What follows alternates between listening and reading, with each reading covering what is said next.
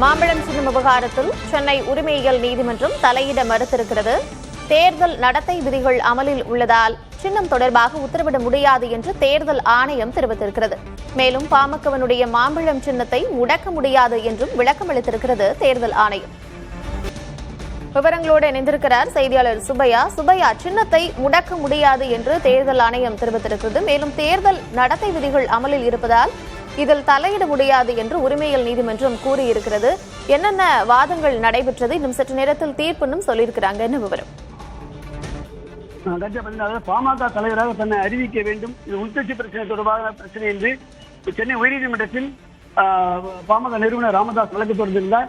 இந்த வழக்கு தொடர்பாக மனு தள்ளுபடி செய்யப்பட்டது. இதனைத் தொடர்ந்து உச்சநீதிமன்றத்துக்கு சென்றார். கடந்த வாரம் இந்த வழக்கை சேர்ந்த உச்சநீதிமன்றம் சென்னை மாநகர உரிமையியல் நீதிமன்றத்தை நாடுமாறு அறிவுறுத்தியது. அதுவும் குறிப்பாக 2 நாட்கள் விசாரிக்க வேண்டும், 2 நாட்கள் தீர்ப்பு அளிக்க வேண்டும் என்று 4 நாட்கள் உச்சநீதிமன்றம் கெடு விதித்திருந்தது. இதனைத் தொடர்ந்து இந்த வழக்கு சென்னை உரிமையியல் நீதிமன்றத்தில் இங்கு மீண்டும் தாக்கல் செய்யப்பட்டது. 12வது உரிமையியல் நீதிமன்ற நீதிபதி தர்மபுரம் இந்த விசாரணைக்கு வந்தது.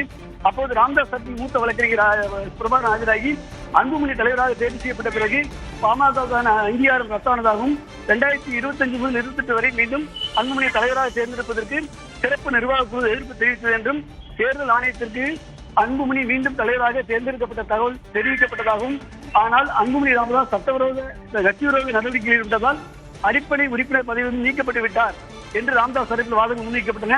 அது மட்டுமில்லாமல் சின்னம் தொடர்பாக தேர்தல் ஆணையம் அன்புமணிக்கு கடிதம் அனுப்பியிருக்கிறது அவர் வீட்டு முகவரிக்கு. ஆனால் கட்சி அலுவலகம் வீடு அல்ல, எனவே அது தவறாக அனுப்பப்பட்டுள்ளது. எனவே இது தேர்தல் ஆணையத்தை ஏமாற்றும் வகையில் அன்புமணி சில ஆவணங்களை தயாரித்து அளித்துள்ளார் என்றும் 5 முறை தேர்தல் ஆணையத்துக்கு நாங்கள் நோட்டீஸ் அனுப்பியதாகவும், ஆனால் இந்த சின்னம் ஒதுக்கு தொடர்பாக எந்த முடிவும் சரியாக தெரிவிக்கவில்லை என்று குற்றம் சாட்டியிருந்தார்கள். அது மட்டுமல்லாமல் அன்புமணியுடைய பதவி காலம் முடிவடைந்து விட்டது, தேர்தல் ஆணையம் எப்படி அவரை தொடர்ந்து தலைவராக நீடிக்க அனுமதிக்கிறார் என்றும் அவர்கள் தரப்பில் வாதிக்கப்பட்டது.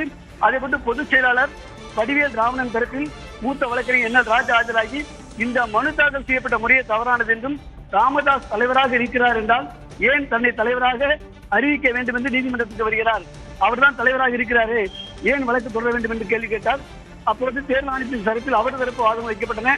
தேர்தல் ஆணையத்தின் தரப்பில் நிரஞ்சன் ராஜகோபால் ஆஜராகி இந்த வழக்கு தந்தை மற்றும் மகனுக்கு இடையே உள்ள பிரச்சனை, மாம்பழ சின்னத்தை தற்போதைய நிலையில் முடக்க முடியாது, தற்போது தேர்தல் நடைமுறைகள் தொடங்கிவிட்டன, எனவே தேர்தல் நடவடிக்கை தொடங்கிவிட்டால் நீதிமன்றம் அதில் தலையிடுவதற்கு அதிகாரம் கிடையாது. அது மட்டுமில்லாமல் புதுச்சேரியில் பாமகவுக்கு மாம்பழ சின்னம் ஒதுக்கப்பட்டு விட்டது என்றும் வாதிட்டார்.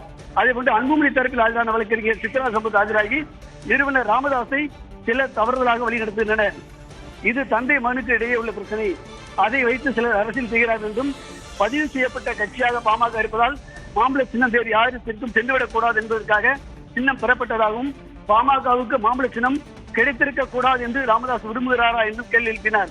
அது மட்டுமில்லாமல் அங்கீகரிக்கப்பட்ட கட்சியாக இருந்தால் விதிகளின்படி மாம்பழ சின்னம் யாருக்கும் ஒதுக்கப்படாது என்றாலும் தற்போது தங்களுக்கு இந்த சின்னம் கொடுத்தால் வாக்காளருக்கு எந்த விதமான குழப்பம் வராது, வேறு யாருக்கும் கொடுத்துவிடக் கூடாது என்றும் வாதிட்டார். இதனைத் தொடர்ந்து இருதரப்பு வாதங்களை கேட்ட நீதிபதி அப்போது பழைய முகவரியை மாற்ற வேண்டும் என்று ராமதாஸ் தெரிவித்ததிலிருந்தே தீநகர் அலுவலகத்தில் ஏற்கனவே பாமக அலுவலகம் செயல்பட்டு வந்தது என்றும் ராமதாஸ் ஏற்றுக்கொள்கிறாரா என்றும் அவர்கள் கேள்வி எழுப்பினார்கள். இதனைத் தொடர்ந்து தேர்தல் ஆணையத்தின் சார்பில் அன்புமணி மற்றும் ராமதாஸ் என்ற தனிநபர்களுக்கு சின்னம் ஒதுக்கப்படவில்லை, பாமக என்ற பெயரில் இருப்பதால் மட்டுமே சின்னம் ஒதுக்கப்பட்டுள்ளது. பாமக பதிவு செய்யப்பட்ட அரசியல் கட்சியான அவர்களுக்கு இலவச சின்னமாக மாம்பழத்தை ஏற்கனவே ஒதுக்க வேண்டும் என்று கோரிக்கை வைத்தார்கள். அந்த அடிப்படையில் தான் வழங்கியுள்ளோம். எனவே 2 ஆண்டுகள் அலுவலகத்தில் எந்த கடிதம் தேர்தல் ஆணையத்தில் வந்ததோ அந்த முகவரியில் தான் அனுப்பப்பட்டுள்ளது. கடைசியாக தீநகர் அலுவலகத்திலிருந்து தான் கடிதம் போக்குவரத்து வந்தது, அதன் அடிப்படையில் வழங்கியுள்ளது தெரிவித்தார். 3 தரப்பு வாதனை கேட்ட நீதிபதி இந்த வழக்கில் இன்று மாலைக்குள் தீர்ப்பு வழங்குவதாக தெரிவித்துள்ளார். இன்னும் ஒரு மணி நேரங்களில் இந்த தீர்ப்பு வெளியாகும் என்று எதிர்பார்க்கப்படுகிறது. கார்த்திகா, பாமக தலைவராக தன்னை அறிவிக்கும் வரை மாம்பழம் சின்னத்தை முடக்க வேண்டும் என்று பாமக நிறுவனர் ராமதாஸ் தொடர்ந்த வழக்கில் சின்னத்தை முடக்க முடியாது, தேர்தல் நடைமுறைகள் அமலில் உள்ளதால் சின்னம் தொடர்பாக உத்தரவிட முடியாது என்று தேர்தல் ஆணையம் தெரிவித்திருக்கிறது. இந்த வழக்கில் இன்னும் சற்று நேரத்தில் தீர்ப்பும் வழங்கப்பட இருக்கிறது. விவரங்களை வழங்கியமைக்கு நன்றி சுப்பையா. மீண்டும் பேசலாம்.